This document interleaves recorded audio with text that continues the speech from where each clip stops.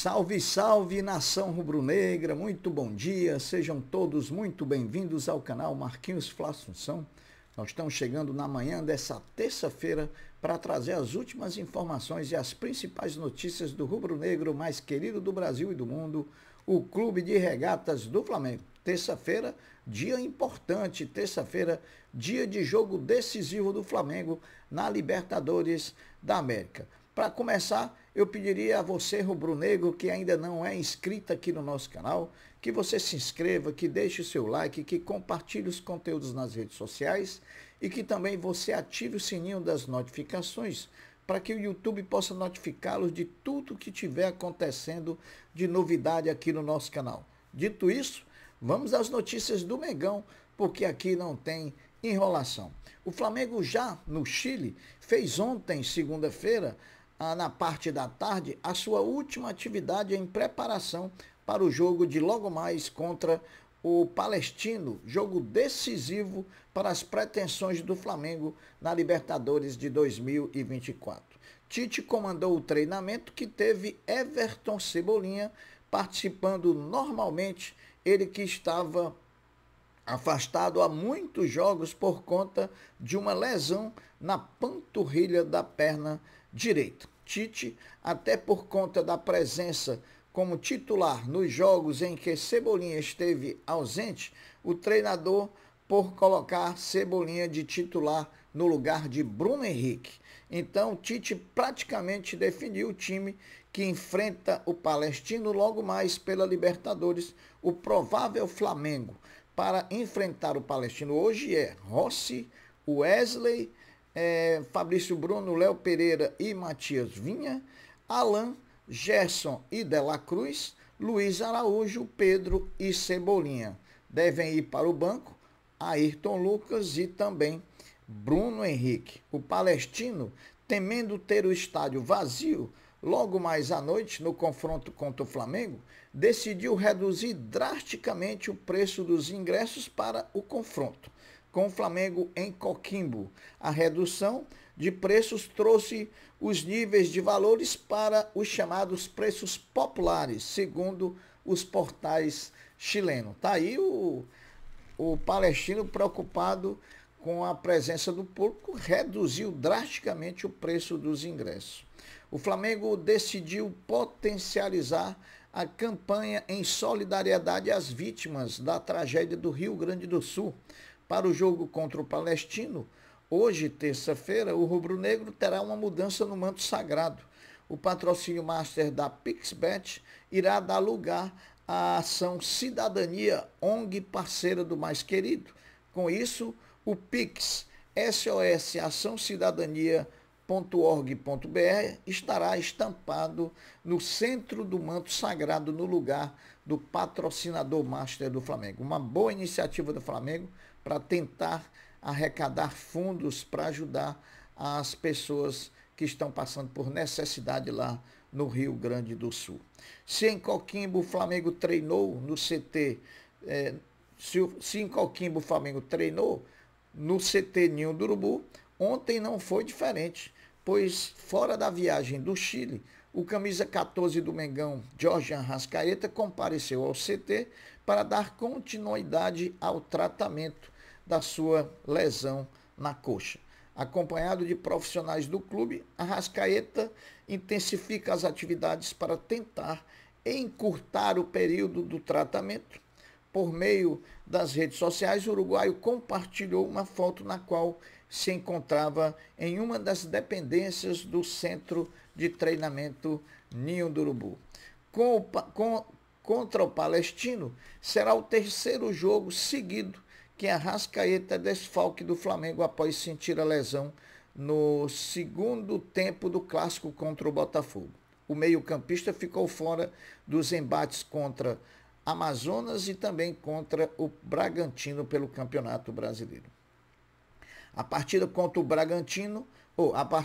o Palestino é literalmente um jogo de 6 pontos, até porque uma vitória do time chileno faz com que eles ultrapassem o Flamengo, deixando o rubro-negro mais querido do Brasil e do mundo na terceira posição. Então não tem moleza não, tem que abrir o olho com esse time chileno.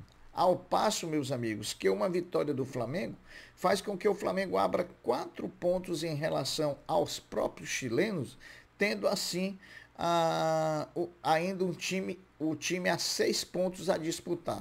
O Flamengo abre 4 pontos, só tendo 6 para disputar, praticamente garante a classificação, pelo menos na segunda posição.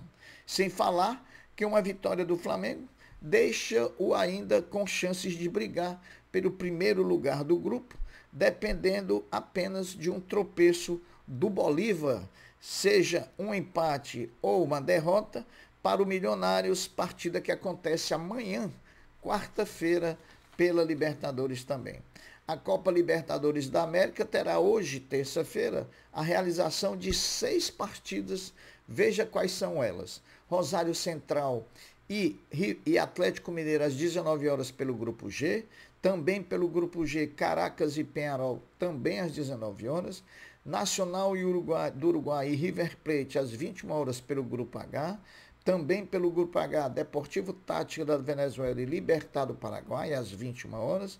Palestino e Flamengo às 21 horas pelo Grupo E e Universitário do Peru e Júnior de Barranquilha às 23 horas pelo Grupo D, Grupo do Botafogo. Meus amigos, a Comissão de Licitação do Governo do Estado do Rio de Janeiro divulgou ontem, segunda-feira, o resultado dos recursos na disputa da licitação para exploração e operação do Maracanã pelos próximos 20 anos. A impugnação do consórcio Maracanã para Todos, formado pela W Torres e pelo Vasco, conseguiu 4 pontos na contagem inicial no resultado das propostas técnicas. Finalizado o critério técnico, agora vamos para a última fase, que são as propostas financeiras da licitação do Maracanã, que serão conhecidas amanhã, quarta-feira, dia 8 de maio, em cerimônia que será realizada na sede do governo do estado. Quem tiver a maior oferta leva 125 pontos contra 115 da segunda colocada. A média da pontuação final tem peso 60% para a proposta técnica e 40% para a proposta financeira. Na classificação inicial da proposta técnica, o consórcio Flamengo e Fluminense praticamente garantiram a vitória no certame com os 117 pontos conquistados contra 85 do consórcio Maracanã para Todos, que é formado pela W Torre e pelo Vasco da Gama. Portanto, amanhã, quarta-feira, Flamengo e Fluminense devem ser aclamados vencedores e também novos concessionários do Maracanã pelo prazo de 20 anos, né? Amanhã é um dia histórico. O Flamengo Futebol Feminino voltou a jogar ontem à noite pelo Campeonato Brasileiro da categoria, quando foi a Belo Horizonte, enfrentou o América Mineiro, que era o 5º colocado, e venceu por 2-1 com 2 gols da centroavante Cristiane. O Flamengo agora ocupa a 6ª posição, entrou no rol dos classificados para a próxima fase e agora volta a jogar no próximo dia 13, segunda-feira, no clássico contra o Fluminense, né? Jogo que será realizado na segunda-feira. Portanto, o Flamengo, que está invicto a 6 partidas, começou muito mal o campeonato com 3 derrotas seguidas, mas agora está a 6 partidas sem perder e venceu fora de casa ontem. Muito bom o desempenho do futebol feminino do Mengão. Hoje, terça-feira, o basquete do Mengão, o orgulho da nação, enfrenta o Fortaleza Basquete Cearense na segunda partida das quartas de final do NBB 2023-2024, partida que acontecerá às 19h30 no Centro de Formação Olímpica na cidade de Fortaleza. A partida terá transmissão do Sport TV e também da Flá TV para você. O Flamengo, que já venceu o primeiro jogo, ganha na série, está 1-0 para o Flamengo. Se o Flamengo ganhar, encaminha 2-0 e aí basta uma partida, uma vitória nas próximas 3 para que o Flamengo consolide o seu time nas disputas da semifinal.